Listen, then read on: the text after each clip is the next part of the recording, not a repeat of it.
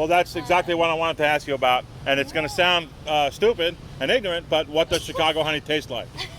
It actually tastes very light and citrusy. There are a ton of linden trees here. Oh, really? It's one of their favorite sources, and so if you see local Chicago honey, it's quite pale, and most of that is to do with the linden trees around here. There's such a high concentration. Okay. But you guys also came at a good time because we just found the queen. Oh, where's that? So I follow a beekeeper on. she's right there. You see, she's about twice as long Oh, as the yeah. worker bee. She's got a more conical she is. shape to her as well. So pretty cool. That is so neat. And Aeon Center actually named this queen. This is Queen Phoebe. I never thought about naming the bee's queen. I know, pretty cool, right? That is amazing. Yeah. Now the Franklin Would you like to see Institute. as well? You're good there? Understand. Well, they're not stingers. These bees aren't. So they do sting. Yeah, but I mean, they're not aggressive like leather jackets Not or. at all. So Okay. we work with an Italian breed specifically because they are more docile.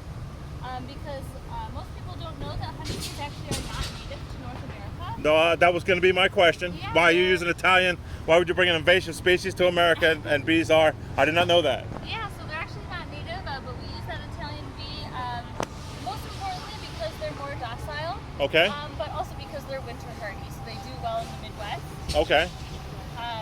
But honeybees, as it is in their name, are the only bees that produce beeswax and honey. So it makes it more of an engaging and charismatic bee to bring into cities. Okay. But as a part of our project, we also use it as a platform to really encourage people to support their other native pollinators. So wild Yeah. bees, butterflies, hummingbirds, all those things. Because while the honeybee is a really easy gateway bee to get people engaged, we're really all about supporting all pollinators, not Yeah. just the honeybee. So, if most flower trees and flowers bloom in the springtime, where do they get their nectar the rest of the year until winter? So that's actually with the honey production. They're essentially making that honey to feed off of all winter long. Okay. So So they only collect nectar in the spring yes.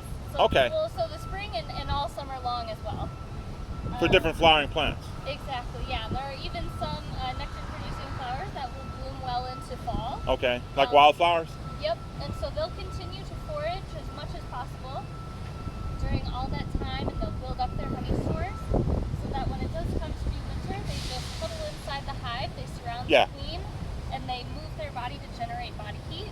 And they can actually maintain between 85 and 95 degrees inside the hive as a core temperature all winter long. This would be a great school project.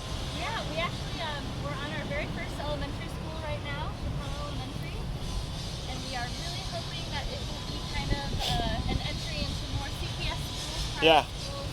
'Cause it is a great learning experience for students. These hives are called apiaries. Some people call them that, we just call them beehives. Okay. Are these permanently in this park, or have you moved them here today? So we installed about 3 weeks ago. So these hives are sponsored by Aeon Center.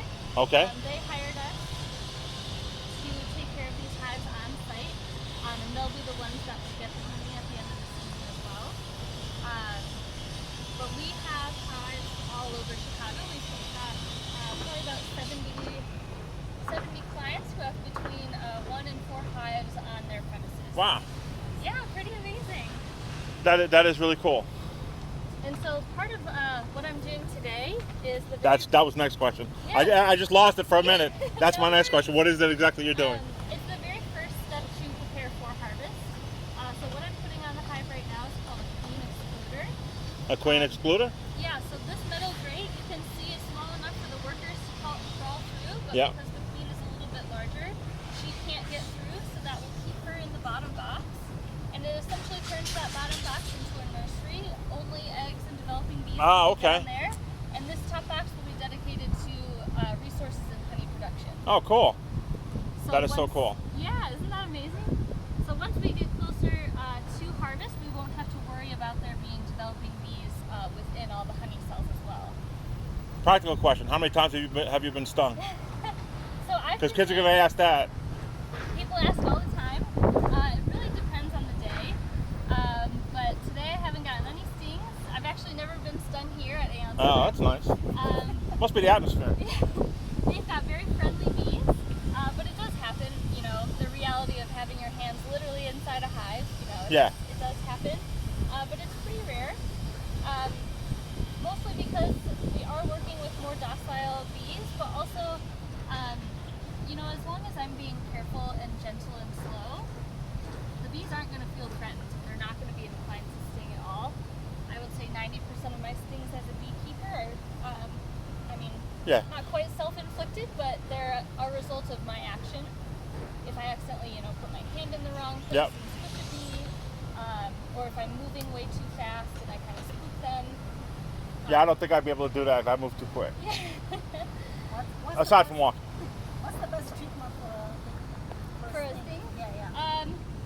So honestly, it's a little bit, it's kind of like a mosquito bite. It's kind of a waiting game. You just have to wait for it to heal. But doing ice and hydrocortisone cream or Benadryl are all remedies that people use. But when I was little, my mother used Adolph's meat tenderizer for yellow jacket stings. Yeah.